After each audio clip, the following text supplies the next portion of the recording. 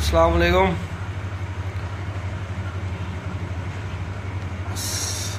मैं नबी चौधरी, साथ में हैं अपने शारिक भाई।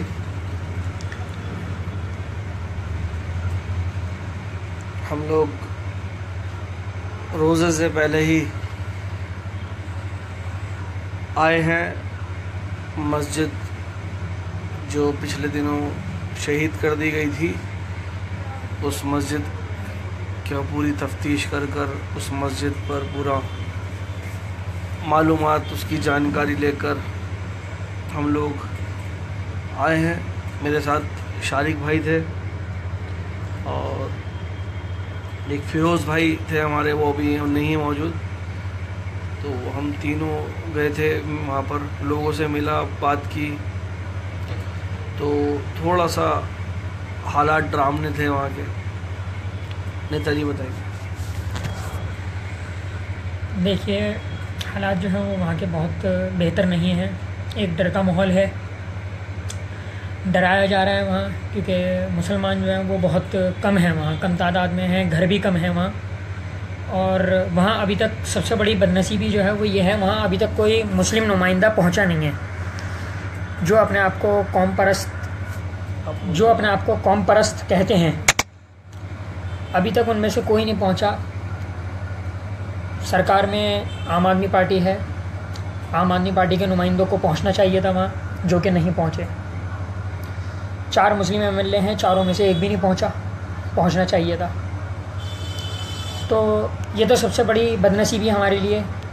और दूसरी चीज़ ये कि देश की राजधानी दिल्ली, जब दिल्ली के ये हालात हैं तो मुल्क के क्या हालात होंगे, ये आप सोच सकते हैं अच्छी तरह। क्योंकि दिल्ली में अगर ज़रा सा भी कुछ होता है तो उसकी आवाज़ जो है वो कहते हैं पूरे मुल्क में गूंजती है। तो आम तौर पे यहाँ बहुत कम इस तरह के वाक़यात देखने को मिलते हैं, लेकिन अब खुलकर हो रहा है जो कुछ हो रहा है। पूरे मुल्क को नारंगी रंग में रंगने की कोशिश की जा रही है। पूरे मुल्क के अंदर एक डर का माहौल बनाया जा रहा है। जिस तरीके से ख़ास तौर से मुसलमानों के ऊपर इस वक्त जुल्म हो रहा है कि एक जत्था का जत्था आता है और वो 2 लोगों को, 4 लोगों को वो घेर लेता है। तो इसी तरीके से इस इलाके में हुआ है जहाँ सोनिया विहार, अम्बे एन्क्लेव, इस इलाके का नाम है अम्बे एन्क्लेव।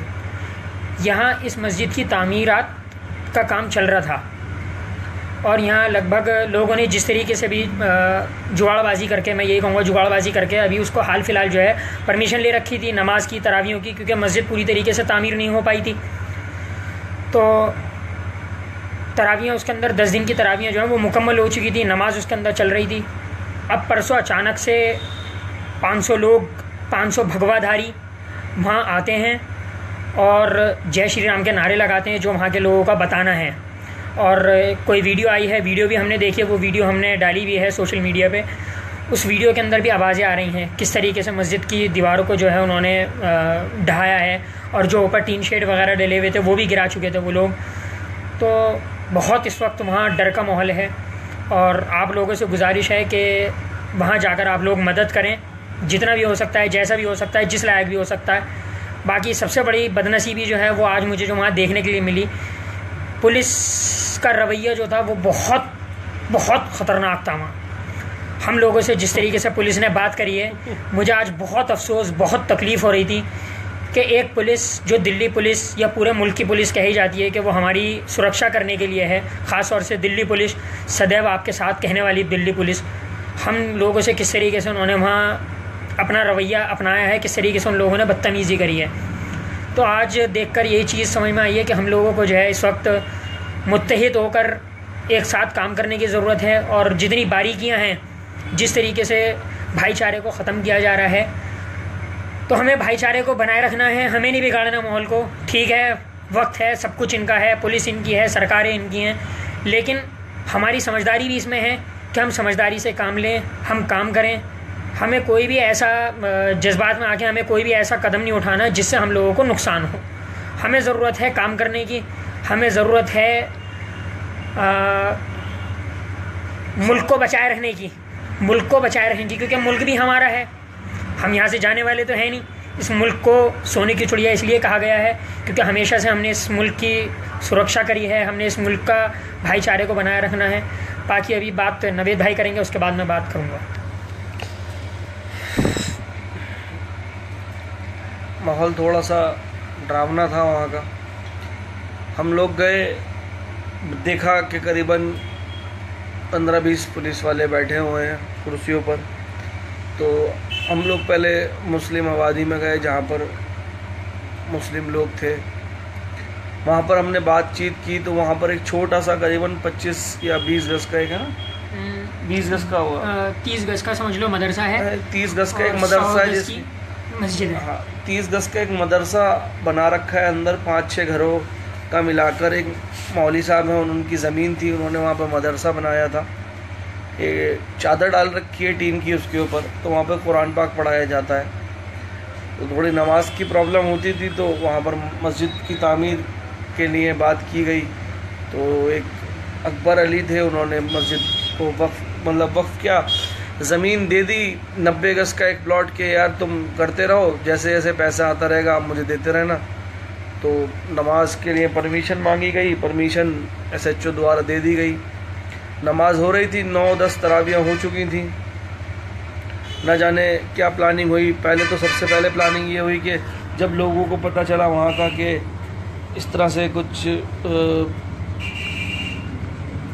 मस्जिद का वहाँ पर प्लान चल रहा है या मस्जिद बन चुकी है, तो वहाँ पर बाकायदा पर्चे बांटे गए। पर्चों में लिखा हुआ है कि एक फला जगह एक मस्जिद का निर्माण कार्य चल रहा है, मुस्लिम आबादी कम है, उसके बावजूद वह लोग मस्जिद का निर्माण कार्य कर रहे हैं और मस्जिद को बना रहे हैं। तो हम ये चाहते हैं वो मस्जिद ना बने, इसलिए सब लोग इकट्ठे होकर पहुँचे। मतलब ये पर्चे वहाँ पर बांटे गए हैं इस घटना से पहले। जब हम लोग वहाँ पर गए, मस्जिद में जाने का हमने मतलब सोचा कि अंदर जाएं, तो हम वहाँ पर पहुँच गए, बट वहाँ पे पुलिस वालों ने हमें रोक लिया। उठ कर आ गए, पुलिस वाले बदतमीज़ी करने लगे, बोले कि आप क्यों गए, आप हो कौन। फिर मैंने अपना उनको कार्ड दिया, तो फिर दोबारा उन्होंने बदतमीज़ी करने लगे, बोलने लगे कि मैं SHO साहब को फ़ोन मिलाता हूँ, मैं आपको बंद करूँगा, गिरफ़्तारी करूँगा, ये करूँगा। मैंने कहा भैया आपको जो करना है आप कर लो, पहले मेरा कार्ड देख लो, उसके बाद बात करना। बहरहाल अगर आज रोज़ा नहीं होता तो शायद बात बढ़ जाती। क्यों नेता जी? बहुत ज़्यादा, क्योंकि जिस तरीके से रोज़े से तकरीबन आधा पौन घंटा पहले की बात है, पुलिस वाले खुल के बदतमीज़ी कर रहे थे, कहने लगे सालो बुक कर दूंगा, खुल्ला धमकी दे रहे हैं। 8-10 पुलिस वाले हम दोनों को घेर के, पुलिस वाले कह रहे हैं बुक कर दूंगा, बुक करेगा ये पुलिस वाला। SHO साहब से फ़ोन पर बात करके बोले कि ये है ऐसे वैसे। खैर रोज़ा नहीं होता तो शायद हम लोग आपके सामने यहाँ नहीं होते। मस्जिद को देखा, मस्जिद के हालात ये थे कि लोग वहाँ पर मस्जिद को निशानी गायब करने के लिए, निशानी जो मस्जिद की जो निशानी थी, जो हैंडपम्प था, जो वज़ू खाना था, वज़ू खाना पूरा तोड़ दिया, हैंडपम्प उखाड़ के ले गए, बिजली के तार, स्विच बोर्ड वगैरह, मतलब जितनी चीज़ें थी सब कुछ। और जो वहाँ मौजूद लोग थे, एक छोटा बच्चा था, उसने कहा कि भाई हमने अपनी आंखों से देखा है कि किस तरीके से मतलब उन लोगों ने यहाँ नंगा नाच मचाया है। आधे घंटे के अंदर उन्होंने सब तहस नहस कर दिया। मतलब अगर आप उसकी बात करें तो चटाइयाँ, सफ़े, कुरान पाक उन्होंने जला दिए, और हैंडपम्प, स्विच बोर्ड, यहाँ तक कि जो चौखटें थी, जो गेट था, जो टीन शेड ऊपर डला हुआ था, उस चीज़ को भी जो है वो लोग उखाड़ के ले गए, ताकि सरिया पड़ा था, सरिया ले गए उठा के, ताकि वहाँ पर निशानी ही ना रहे मस्जिद की कि मस्जिद थी वहाँ पर या नहीं थी।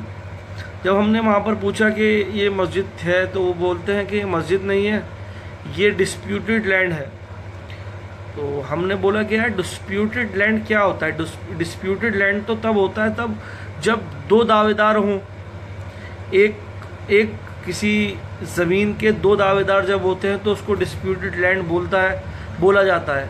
अब किसी ने मस्जिद के लिए ज़मीन दे दी, उसकी रजिस्ट्री अभी हुई नहीं, नमाज शुरू हो गई, आपने परमिशन दे रखी है, तो वो डिस्प्यूटेड लैंड, वो तो क्राइम लैंड हुआ। जहाँ पर क्राइम हुआ है, जहाँ पर क्राइम किया गया है, जिसके साथ ये सब हुआ है, तो ये सब तो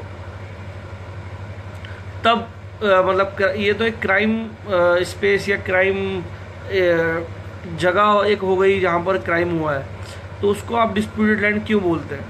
डिस्प्यूटेड लैंड नहीं है ये। खैर, वो लोग मानने को तैयार नहीं है कि ये मस्जिद थी, ये वो लोग मानने को तैयार नहीं है कि हम लोगों ने परमिशन दी थी। पहले कि वो लोग ये भी नहीं मानते कि यहाँ पर कुछ हुआ।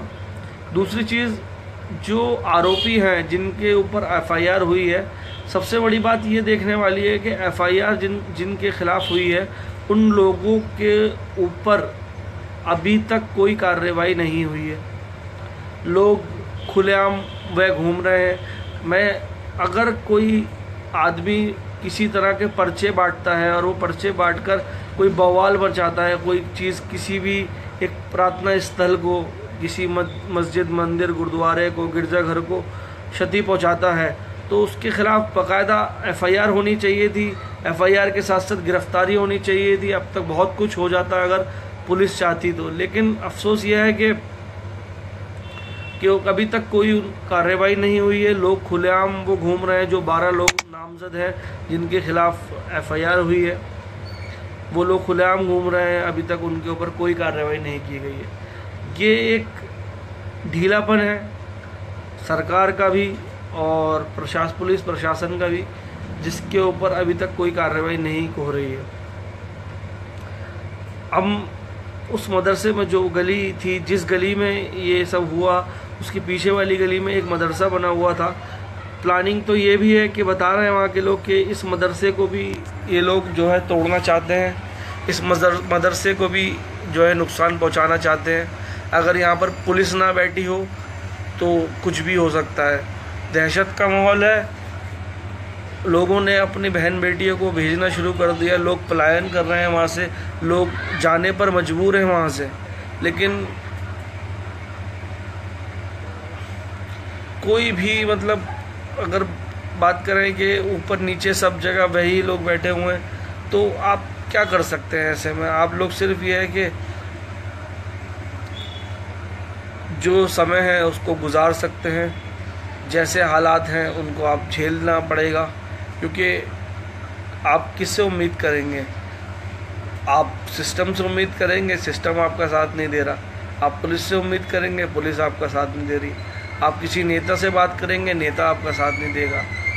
किसी अफसर से बात करेंगे, अफसर साथ नहीं दे रहा। आखिर में घूम फिर कर कहानी यहाँ आ जाती है कि आखिर जो लोग परेशान हैं वो कहाँ जाएं? वह लोग कहाँ जाएं जो हालात झेल रहे हैं। बहुत डर का माहौल है वहाँ पर। मैं देख कर आया हूँ। कुरान पाक को जला दिया गया, कुरान पाक के साथ सफ़ों को जला दिया गया। मतलब लुटेरे थे, डाकू थे, चोर थे, न जाने कौन थे वो लोग, जो लोग मतलब ईंटें तक, सरिया तक उठाकर ले गए वहाँ से। बस दुआ यही है कि कुछ अल्लाह बेहतर करे। बाकी लिखना चाह रहा था इसके ऊपर बहुत कुछ, हिम्मत नहीं हो रही लिखने की कि कुछ लिख पाऊँ। बस दुआ कर सकते हैं अल्लाह से कि कुछ बेहतर हो। डिस्प्यूटेड लैंड बना के छोड़ दिया उन लोगों ने।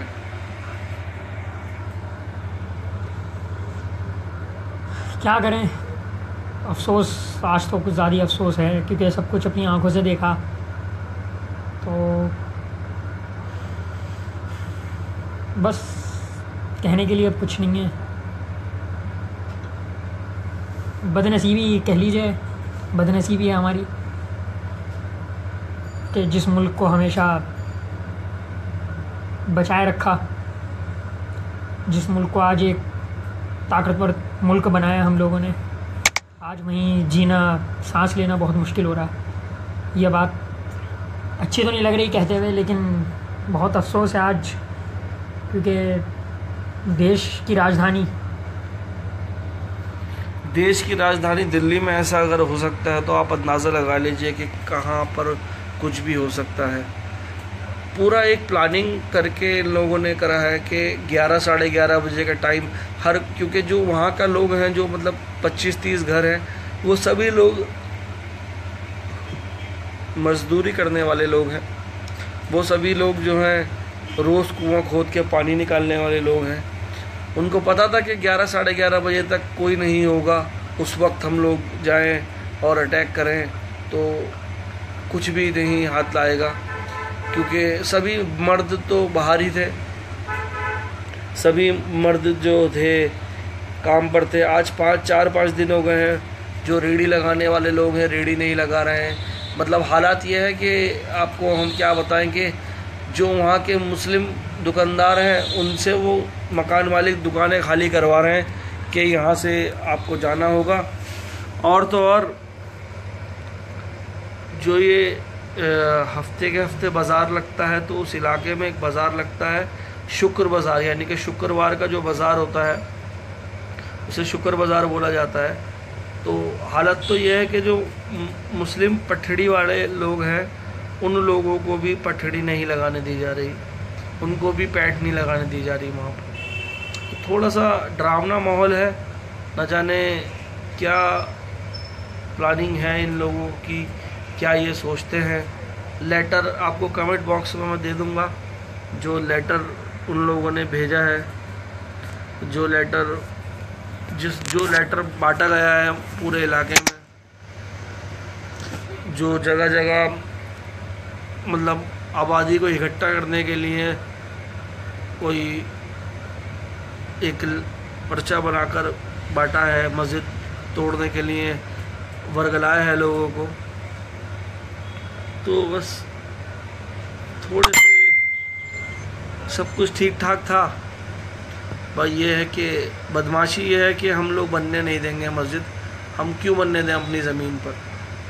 मतलब आज का वक्त ये है कि अगर मुसलमान अपनी ज़मीन ख़रीद कर भी अपनी मस्जिद बनाना चाहे तो उसको 36 झमेले झेलने पड़ते हैं। अब किस तरह से सांप बनाया जाता है रस्सी को, वो आप देखिए कि एक लैंड को किस तरह से डिस्प्यूटेड लैंड बना दिया गया, एक क्राइम लैंड को जहाँ पर वारदात हुई है, मौका वारदात को डिस्प्यूटेड लैंड बना दिया गया। तो बस क्या उम्मीद करेंगे। औरतें बच्चे बहुत डरे हुए हैं, बस अल्लाह बेहतर जानने वाला है। इसके ऊपर कुछ लिखूंगा इंशाल्लाह, थोड़ा वक्त मिल जाए, थोड़ा दिमागी संतुलन ठीक हो जाए, क्योंकि दिमागी संतुलन पूरा बिगड़ा हुआ है, क्योंकि बात नहीं कर पा रहा हूँ सही तरह से, हालात देख कर आया हूँ। बाकी दुआ कीजिए अल्लाह से, जाएंगे फिर एक आध दिन के अंदर इंशाल्लाह, फिर कुछ बात करके आएंगे। आप शेयर कीजिए। अस्सलाम वालेकुम। जिन सभी साथियों ने सलाम किया उन सभी को वालेकुम सलाम।